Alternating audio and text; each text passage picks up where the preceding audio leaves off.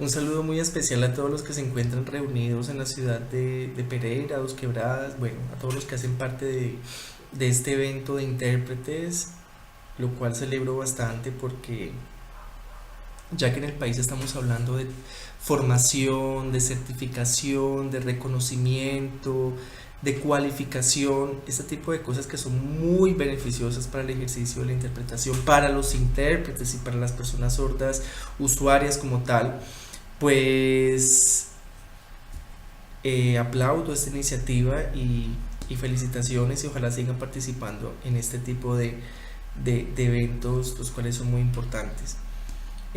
Antes de entrar en detalles, quisiera invitarlos a todos a que conozcan la normatividad existente en Colombia en este momento para el intérprete. Tuve la oportunidad de trabajar en el INSOR desde el 2013 hasta el 2016 y pues se realizaron muchas cosas importantes con el grupo que estábamos trabajando para la normalización del servicio de interpretación y aún se siguen realizando porque el grupo sigue trabajando arduamente para lograr esa certificación. Hay mucha información, por ejemplo, en la CNE o la Clasificación Nacional de Ocupaciones del SENA, que como ustedes saben el año pasado tuvo el reconocimiento por parte del SENA como una ocupación, el intérprete como tal, y detrás de eso hay un trabajo muy arduo en el cual tras varias reuniones con el gremio de intérpretes, las asociaciones de sordos, la academia, el INSOR, el Ministerio de Educación, se definieron unas funciones para el intérprete de lengua de señas, las cuales ustedes deben conocer muy bien, debido a que esas son las que van a regir primero la formación y segundo la evaluación del intérprete y su quehacer en el campo. Entonces los animo a conocerlo y como dije en un principio, más ahora que estamos hablando de evaluación, para muchos de pronto el término evaluación evoque cosas negativas de la escuela o del colegio, pero lo que se pretende aquí es apostarle a la calidad de la interpretación. Entonces, ánimo, analicen todo esto, también lo que tiene el INSOR al respecto, lo que ha dicho sobre el proceso de certificación, perdón, que conozco que existe mucho material hablando acerca de esto y se ha compartido también información sobre el proceso que se va a llevar a cabo. Y si tienen dudas, pues escríbanle a Mariana, a Sheila Parra, a la subdirección de gestión educativa del INSOR y van a obtener mucha información al respecto porque como es una entidad del Estado la información no puede estar oculta. Entonces hasta aún reciben propuestas de parte de ustedes. El INSOR es una entidad del Estado y la sociedad civil tiene participación en las entidades del Estado. Entonces sería bueno que ustedes como gremio, como personas independientes, como intérpretes de una ciudad, de una institución, pues estén documentando acerca de esto y conociendo qué deben hacer de antemano para que no los coja por sorpresa pues este proceso que como dije en un principio es muy beneficioso y pues que Colombia tiene que celebrarlo bastante. Voy a comenzar diciendo que aunque se han hecho diferentes distinciones acerca del intérprete por ciertos nombres que recibe la persona que realiza la labor, como por ejemplo ayudante, coautor, traductor, encargado, recontextualizador, reformulador, etcétera, etcétera. Quiero decirles que todo lo que hacemos nosotros en el campo de la interpretación se basa en un solo principio que es la traducción, ¿cierto? La traducción como tal. De la traducción se deriva la interpretación y la traducción escrita a una lengua específica. Entonces, cuando nosotros de pronto estemos hablando de lo que hacemos, muchas veces tendemos a diferenciar. No, yo soy intérprete, más no soy traductor, no me gusta la traducción por esto y esto y esto. Entonces, para que tengan en cuenta que la interpretación hace parte de la traducción como algo general, ¿cierto?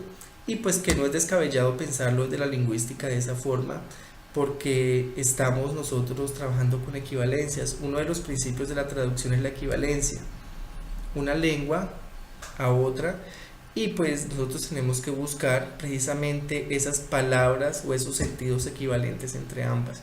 Entonces nosotros somos traductores antes que intérpretes. Entonces ahí la importancia, buscar información al respecto que nos ayude pues a repensar nuestra labor, y también, como les estoy diciendo, que pensemos en una futura evaluación, porque eso es lo que nos tienes que preocupar ahorita. ¿Cómo nosotros vamos a responder ante esas exigencias que hace el Ministerio de Educación Nacional? Que es válido, o sea, para muchas personas de pronto esto significa una amenaza, pero pensándolo en términos de calidad y de reconocimiento como tal, porque acuérdense que cuando hay calidad en un servicio, el reconocimiento es mayor. Porque el intérprete de pronto no tiene ese reconocimiento, o porque no tiene esos beneficios ahora en muchas entidades, porque no existe algo que lo respalde. Entonces, cuando vamos a hablar precisamente de esa certificación, va a haber un respaldo que viene de parte del Ministerio de Educación Nacional, una entidad del Estado que dice a la otra entidad del Estado o a una entidad privada: esta persona es reconocido por mí como tal, y pues el estatus va a ganar mucha más importancia, ¿cierto? Va a ser más reconocido, y de ahí pues que ustedes deben irse preparando para eso, quitándose de la mente que van a perder o que está muy difícil. No, la evaluación no es para eso, no es para decir quién está mal, quién está peor, quién es bueno, quién es malo, no. Es precisamente que se ajusten a esos criterios que exigen o que se exigen para que una persona sea un intérprete. Entonces, si hay cosas en las cuales están fallando, revisen la CNO, revisen lo que tiene el INSOR, y pues hagan también trabajos en su región, en los tiempos que tengan en las instituciones, pues aprovechenlos para que se puedan autocualificar, y de esa forma pues no los sorprenda algo dentro de este proceso. Bueno, entonces, partamos de algo muy básico, ¿cierto? Nuestra labor como intérpretes es similar a la labor del intérprete de las lenguas orales, Es decir, nosotros interpretamos para una lengua que no es oral, pero estamos haciendo lo mismo que los intérpretes que interpretan de español a francés, de portugués a inglés, etcétera, ¿cierto? Nuestros clientes, ¿quiénes son? Las personas sordas o las personas oyentes, y esto es muy importante que lo tengamos en cuenta. Nosotros no solamente estamos trabajando con usuarios sordos, también estamos trabajando con usuarios oyentes. Una persona oyente que no sepa lengua de señas y que requiere nuestros servicios es un usuario, y tiene el mismo respeto y tiene la misma atención que la persona sorda que en ese momento está allí recibiendo nuestro servicio. Entonces tengamos eso muy presente, porque muchas veces nos concentramos en el sordo y el oyente queda relegado, pero en ese momento estamos trabajando con dos personas que, hablemoslo de nivel, hablemoslo de estatus, hablemoslo de la forma en que queramos llamarlo, son dos personas que exigen el mismo nivel de profesionalismo y la misma atención, porque son los usuarios como tal. Y pues en cuanto al trabajo que nosotros realizamos, pues los intérpretes orales tienen un trabajo más limitado, ¿cierto? Más bien están enfocados en entornos internacionales, entornos académicos, etcétera. Nuestro trabajo es mucho más amplio, tiene un abanico de desempeño grandísimo, por lo cual, y esta parte es muy importante porque siempre voy a hacer mención precisamente a la certificación de intérpretes, hay un aspecto que tiene que ver con la cultura, y ustedes deben conocerlo muy bien, como también a las personas a las cuales están atendiendo. Entonces, ya que nos estamos enfocando en muchos aspectos, o que nos estamos dedicando a muchas ramas de la interpretación, Otra característica importante es que, a diferencia de los intérpretes de lenguas orales, nuestro campo principal es la educación, ya que estamos inmersos en instituciones educativas, estamos en escuelas. Conozco algunos intérpretes que están también en escuelas, en universidades, en institutos, en el SENA, etcétera, etcétera. En acompañamiento a diferentes espacios, en conferencias y en traducción como tal, pero la traducción escrita. ¿Por qué es importante pensar en todo esto? Porque muchas veces pensamos que el servicio está relegado solamente a una buena configuración de las manos, ¿cierto?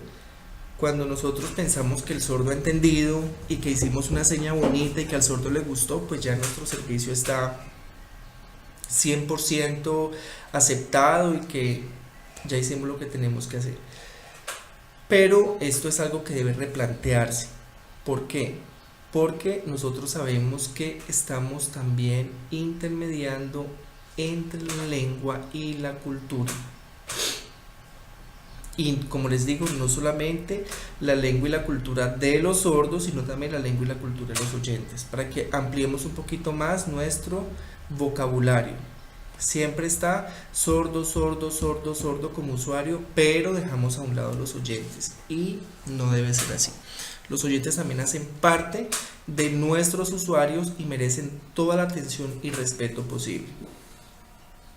Entonces, aquí cuando hablamos precisamente de estos aspectos culturales, también estamos hablando de aspectos netamente lingüísticos, que tienen que ver precisamente con los prosódicos y con los de lengua como tal. Aquí hago un llamado de atención bastante fuerte, debido a que yo como intérprete y ustedes como intérpretes muchas veces le restamos importancia precisamente a este tipo de lecturas y pesquisas lingüísticas. Es cierto que para las personas que no son formadas en esta área, hablar de autores que hablan de la maquinaria lingüística, de la lingüística computacional del cerebro, o que hablan de los diferentes enfoques, pues es algo que va a cansar y algo que no va a ser entendido.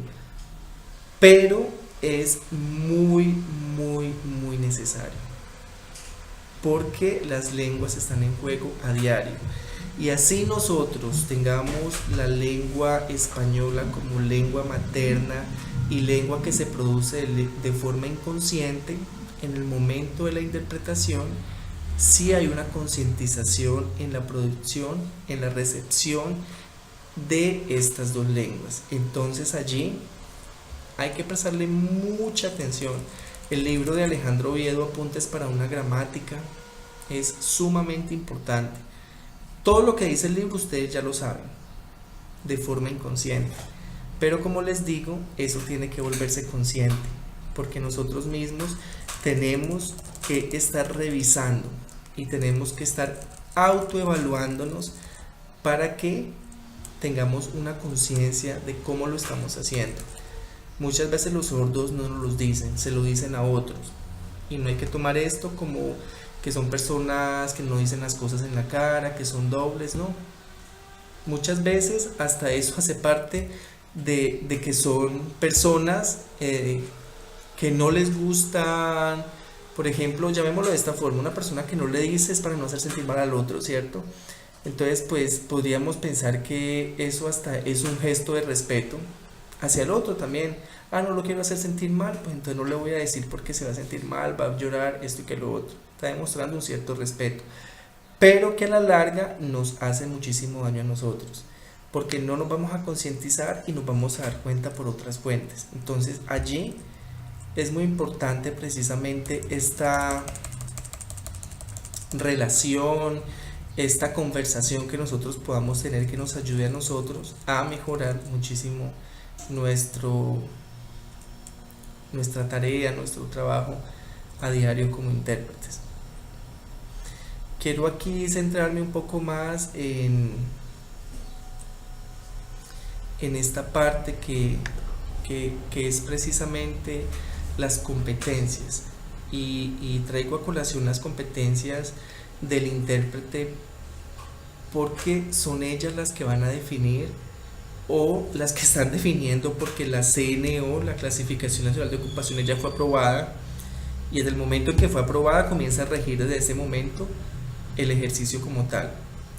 Entonces, estas competencias son las que dan la pauta para saber si un intérprete está cumpliendo o no está cumpliendo como tal. Y estas competencias, como les dije, fue un trabajo bastante arduo y que tienen su base conceptual en diferentes teóricos. Entonces, vamos a hablar primeramente de la competencia lingüística, que fue algo de lo que ya introduje un poco de la prosodia y del estudio lingüístico, pero este es el conocimiento y uso adecuado de estas lenguas que están en contexto. Estamos hablando de unos niveles, precisamente cuando hablamos de lengua, hay unos niveles que las están rigiendo y es el nivel fonético, sintáctico, semántico y podríamos hablar de ese nivel textual también. Entonces, ¿cómo se manifiesta el nivel fonético en nuestra lengua española? Pues precisamente articulando todos aquellos fonemas que den sentido por medio de su unión y la formación de sonidos entendibles entre nosotros. Si yo digo casa, por ejemplo, tengo 4 fonemas que unidos me van a dar un sonido y ese sonido da un significado a algo que ya está o que fue llamado de esa forma. Entonces, esta fonética en la lengua de señas se va a ver representada por medio de la configuración y tiene muchísima lógica. Es más, hasta se llama de esa forma, se llama la parte fonética de la lengua de señas. Pero dicen, ¿pero por qué fonética si no escucha, no habla la lengua de señas? Pues hace parte precisamente de estos niveles que ya son demarcados por la ciencia y que tiene mucha relación. Entonces pensemos de pronto, si nosotros cambiamos el fonema C de casa y le ponemos una F, diría fasa, ¿cierto? Y si decimos fasa, pues podría significar una cosa muy diferente a la casa y podría desvirtuar totalmente el sentido de lo que estamos haciendo. Entonces, para que entendamos eso de una forma clara, ¿qué pasaría si yo altero la configuración de una seña en lengua de señas? Pues podríamos pensar que no pasa nada porque yo continúo mi discurso y el sordo entiende. Muchas veces pensamos que el sordo y el oyente son personas que todo lo entienden, ¿cierto? Pero que es algo muy importante. Y siempre, como les dije, voy a hacer el llamado a lo que se está haciendo en ese momento en Colombia. Esta es una competencia que se va a evaluar. Y esta parte fonética es supremamente importante, ya que una desconfiguración puede alterar totalmente el significado. No voy a dar ejemplos en este momento porque no sé cómo esté la cámara aquí o cómo se esté viendo, cómo se está manejando y tampoco quiero pues alterar de pronto aquí el dispositivo que me está permitiendo hacer esta grabación, pero ustedes mentalmente están pensando, ¿qué pasaría si yo hago, en vez de esta configuración, hago esta otra? Entonces es muy importante pensar en esto. El sintáctico, ¿cierto? La forma como tal, el semántico, que es el significado como tal, y el textual, que ya entramos dentro de un contexto y que da un sentido general de las cosas. Pensemos esto entre ambas lenguas que nosotros estamos utilizando, la importancia de ellos. Para nosotros de pronto en esta parte semántica, que es el significado de las cosas, una seña puede tener un significado pero que no sea el significado general para los demás, y esto pasa muchísimo porque muchas veces hacemos convenciones con nuestros usuarios que no son compartidas formalmente con los demás, y cuando estamos en otro contexto hacemos precisamente estos préstamos de esa convención que se quedó entre 2 o 3 y queremos que como por arte de magia sea entendida por los otros. Entonces, mucho ojo también con esto, porque aunque en las lenguas se permitan los préstamos lingüísticos, como por ejemplo el abecedario A, B, C en lengua de señas, pues no es propio de la lengua de señas, es un préstamo del español, pero este ya es reconocido. Los otros que nosotros estamos creando o utilizando no lo son, por lo que debemos tener cuidado precisamente con esto. Vamos a hablar ahora de la competencia paralingüística, que es muy importante en ambas lenguas, porque también he escuchado muchas veces que esta competencia simplemente hace referencia a la lengua hablada, pero no, también tiene su parte o su función en la lengua de señas. Y esta parte paralingüística están relacionadas con todos aquellos elementos que adornan lo que se está diciendo. Estamos hablando de entonación, estamos hablando de velocidad, estamos hablando de ritmo, estamos hablando de maxificadores, minificadores, estamos hablando de la fidelidad como tal. Les voy a poner un ejemplo. No es lo mismo que yo diga de una forma muy relajada, ¿cierto? Que alguien me va a matar. Bueno, yo pensaría, alguien me va a matar o mi mamá me va a matar. De pronto pienso, yo hice algo muy malo o algo que no es correcto y mi mamá me va a reprender, mi mamá me va a decir, mi mamá me va a regañar, ¿cierto? Utilizamos esto para decirlo. Pero si yo lo digo de una forma bastante ligera, de una forma ofuscada, alguien me va a matar, pues esto va a generar precisamente una alarma en las personas que me están escuchando y precisamente pues me van a dar un auxilio o una protección como tal. Entonces, aunque yo utilicé el mismo enunciado para decir algo, la competencia que está en juego aquí es la paralingüística, porque yo estoy adornando lo que estoy diciendo con estos elementos que permiten advertir o dan ternura o advierten o generan pesar, generan tristeza y son muy importantes. Y les voy a decir por qué. Cuando un intérprete está con desánimo, vamos a hablar de desánimo físico, muchas veces tiende a manejar una lengua de señas con un cuerpo bastante pesado, ¿cierto? Las señas le salen porque no quiere interpretar, está cansado, está agotado de una larga jornada, etcétera, etcétera. Pero aquí la competencia paralingüística se está viendo afectada. ¿Por qué? Porque recuerden lo que dijimos, en la traducción en general estamos trabajando con equivalencias. Y si la persona que está hablando está utilizando allí unos signos de exclamación en lo que dice o está advirtiendo o está haciendo un llamado, pues en la lengua de señas eso se tiene que reflejar también.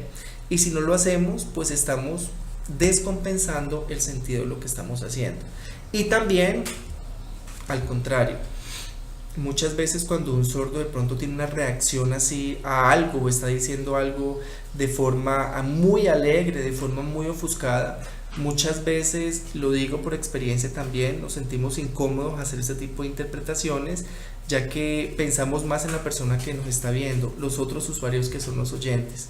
No, qué vergüenza que yo grite para ejemplificar o para tener ahí la equivalencia de lo que solo está diciendo, pero hay que hacerlo debido a que esta competencia no se puede ver afectada en el momento en el que estamos interpretando. Entonces, prestémosle mucha atención a ella. Pidámosle a otros intérpretes que nos observen, que nos evalúen, hagamos unas autoevaluaciones grupales que nos permitan a nosotros precisamente ser fieles con esta competencia que es muy importante. Otra competencia es la competencia corporal, kinésica, como se le quiera llamar, y precisamente hace referencia a estas posiciones, a estos movimientos corporales que tienen su repercusión en la comunicación. No me voy a centrar mucho en ella porque pues nosotros ya conocemos un poco acerca de ella y pues a diario estamos utilizándola. También existe una competencia que quiero llamar la atención en este momento, que se incluyó precisamente, fue una propuesta en el trabajo que se hizo con el SENA, que fue esa competencia profesional. Y esta competencia profesional hace referencia precisamente a ese código de ética que debe existir en todas las profesiones. Aunque la lengua de señas esté en la Clasificación Nacional de Ocupaciones, tristemente no cuenta con el respaldo de este código de ética aún. Este trabajo creo que está dentro de una de las propuestas del INSOR con los grupos de validación de las competencias y que requiere mucha colaboración de todos ustedes. Sería muy importante precisamente prestar o mostrar o enviar al INSOR propuestas del código de ética que ustedes tengan como asociación. Creo que ustedes como asociación han creado precisamente un código de ética que permita regir el servicio en su región o en su institución o en su ciudad, etc. Y pues que van a ayudar bastantísimo al trabajo que está realizando el INSOR en este momento, porque esos códigos tienen que incluirse, porque van a ser precisamente los pilares los que van a decir qué puede hacer el intérprete y hasta qué punto puede hacerlo. Porque aquí les voy a contar también una infidencia. Dentro de esa propuesta está la exención o está la, ¿cómo lo llamaríamos? No me acuerdo muy bien la palabra, pero llamémoslo, bueno, no me acuerdo. Castigo sería una palabra poco profesional para llamarlo, pero que se le retire precisamente su reconocimiento como intérprete a una persona que haya dejado de hacer algo o que haya hecho algo que no está permitido.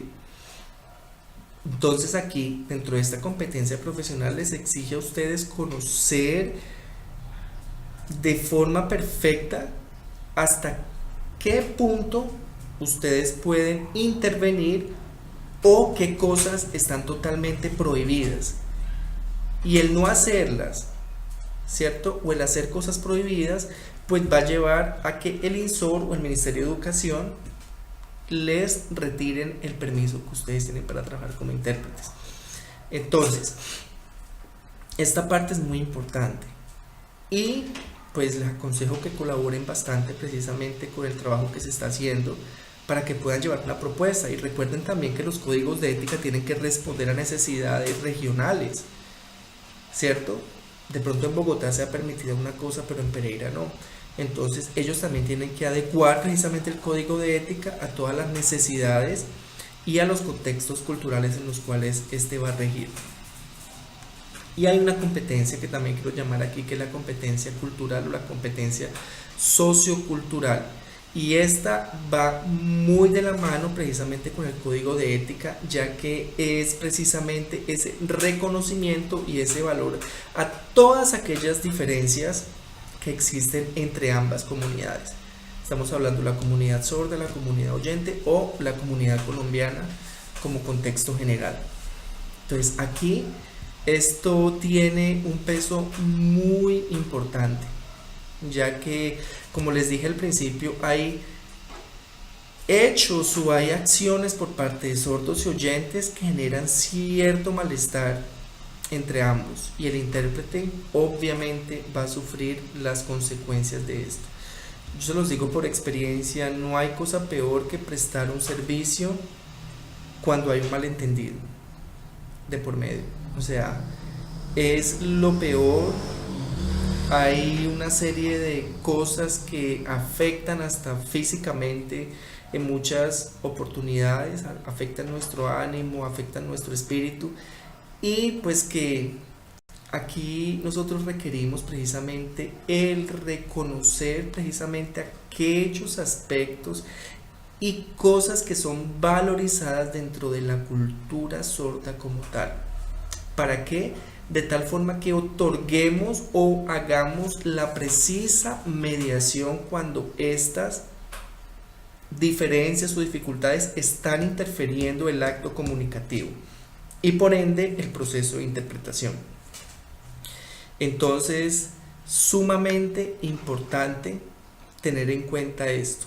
Los animo. Esta participación mía, pues, aunque el título está bastante relacionado con la teoría, pues me pareció no muy adecuado hablar de teóricos, que este dice, que este lo otro, porque nos estamos enfrentando a una realidad y es precisamente este proceso de certificación en Colombia.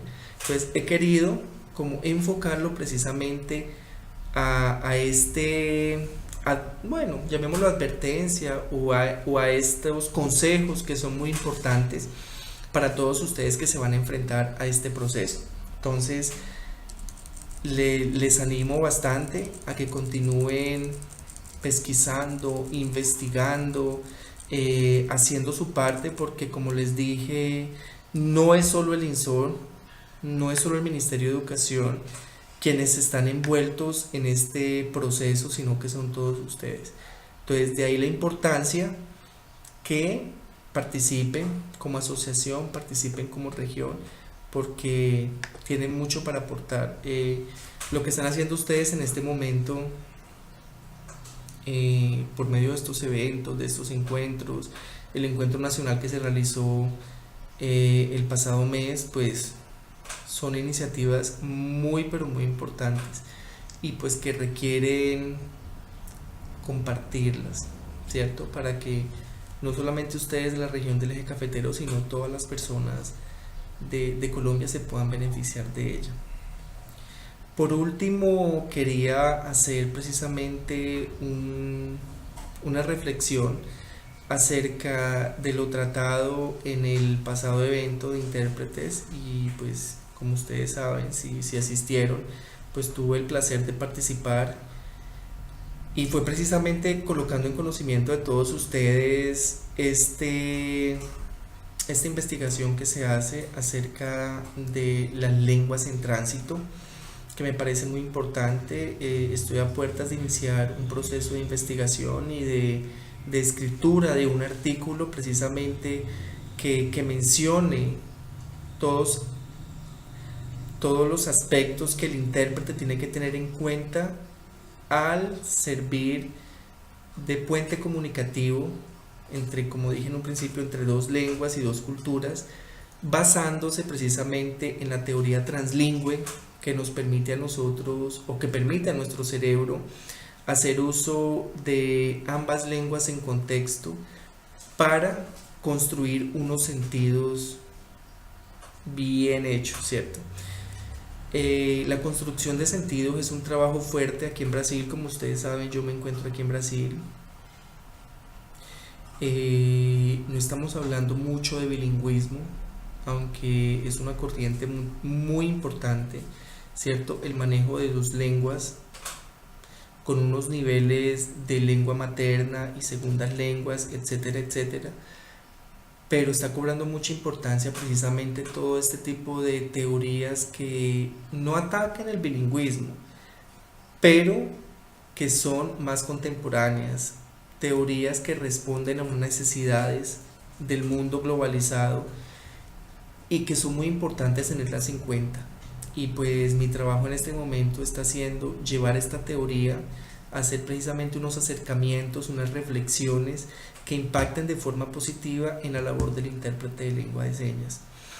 Y como mencioné en la conferencia, teóricos como Ofelia García, Suresh Canagaraya, que son las personas que están trabajando este tema, Robert Ball, Franco Maciel, que es un teórico brasileño muy importante, pues tal vez le dé a ustedes ciertas luces en cuanto a la importancia del buen uso de ambas lenguas y cómo éstas se pueden complementar para generar unos sentidos que en realidad equivalgan a lo que equivale entre la lengua fuente y la lengua objeto, que en este caso cuando hacemos una interpretación de español a lengua de señas. Entonces, pues nuevamente les extiendo la invitación para que realicen sus debidas pesquisas y pues estoy presto a recibir cualquier duda o inquietud que ustedes tengan y pues cualquier ayuda con mucho gusto les será brindada.